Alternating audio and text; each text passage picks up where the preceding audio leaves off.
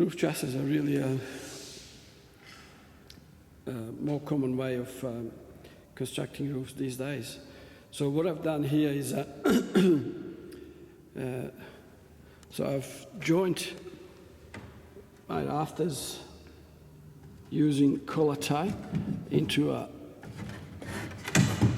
structure like that, and it's, I suppose, very basic, very basic type of roof truss. Now, roof truss would have normally bottom chord, top chord, so it's more advanced type of structure. But for me, what's important here is that by joining these two rafters, it simplifies the process of lifting rafters to the top of the structure and then placing them in the right position. So the process, we've got all ceiling joists that are already in place, but the actual construction process, it's very important with roof structures, is that before you start putting in place any of the roof trusses or rafters, depending on what type of construction process you're using, you need to ensure that you have in place temporary bracing, so you can actually support roof trusses or rafters while you're constructing the roof. Then ceiling joist and the length of the building was big enough, then we would have a hanging beam on the top of the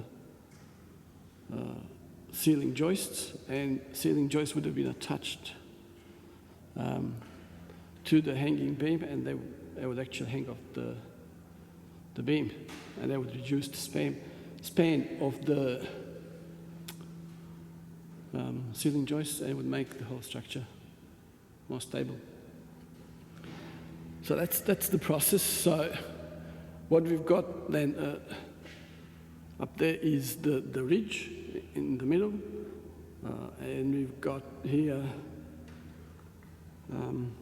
temporary bracing supporting the ridge. Before you lift your trusses to the top of the building, what can be done, particularly with simple structures, is we can actually prove or test your trusses on the ground, because the width of the bottom chord, the bottom plate from left, the width of the structure at the bottom and the width of the structure at the top are the same. So if you put your trusses or rafters on the bottom plate, just as I did there, you can say if all your measurements and all your sizes are done correctly, and if it all fits on the bottom plate, then it makes sense to elevate everything to the top plate.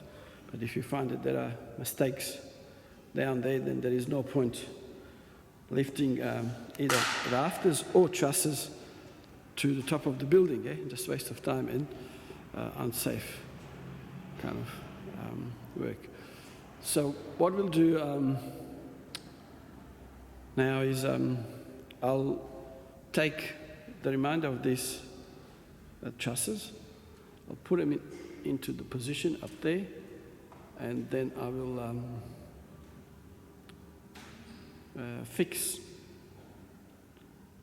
the trusses to the top plate and the ceiling joists, and it will complete this demonstration process, which covers 3 points. One is construction of frames for ceiling, then a demonstration of pitched roof, and then demonstration on how to install trusses on timber frames. All right, we'll continue in probably 10-15 minutes when I finish with crossfetters cable roof. The pitch of the roof is 12.5 degrees, very low pitch. I picked the lowest pitch just to simplify the construction process and minimize usage of timber. The rafters that I've used for this exercise have minimal overhang, again for the same reason, just to minimize the amount of wood that I'm using for the exercise, but I could have extended the overhang down that way, down this way, if it was a real structure, yeah? What we've got in between rafters, we've got the ridge, just up there. Now, if you want to extend this roof this way, we can, using outriggers, and we can actually extend the roof over this structure that I've constructed. I have already illustrated what it takes to properly measure individual rafters, how to create a jig to ensure that they have consistent sizes. Now, then before I've lifted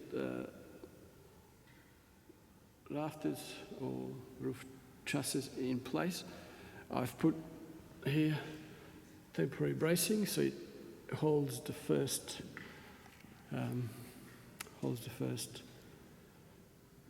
rafter in place. Then you go across the building to the front, and then you put your ridge there. So there was a temporary bracing footage just below that, which I've removed at the end. But so there was temporary bracing that holds the ridge, so it doesn't go down while I'm putting in place the rest of the roof trusses or rafters.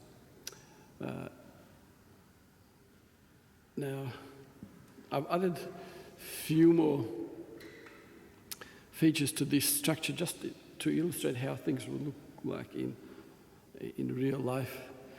So, if the width or if the span of ceiling joist is longer than a particular dimension as per Australian Standard 1684.4,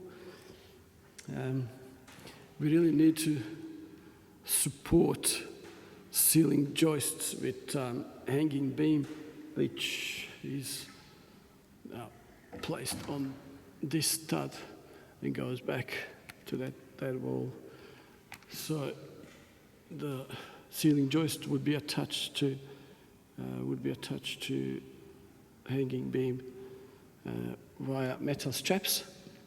So that stabilizes the ceiling structure, makes it more safe. We need to ensure that the hanging beam is actually sitting on the stud on one side and stud on the other side. Dimensions of studs, hanging beams, and the type of material that we use, it's all defined in Australian Standard 1684.4. So once the roof is finished, and if this was really the end product, we need to ensure that on the top of the roof on left and right hand side we install bracing, cross bracing that holds the roof structure in place so it doesn't really move. And we also need to ensure that we tie down either rafters or roof trusses to the top cord or to the top plate